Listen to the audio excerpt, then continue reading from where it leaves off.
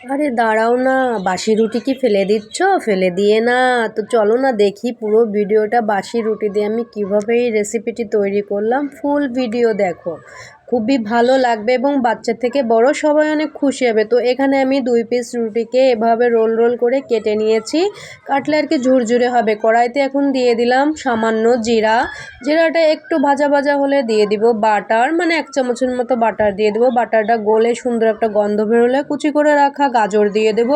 একটু ভাজা ভাজা হলে দিয়ে দেব আলু কুচি আর গাজর ভাজা ভাজা হলে কাঁচা পেঁয়াজ এবং কাঁচামরিচ দিয়ে আরও কিছু সময় নেড়েচেড়ে ভেজে নিব।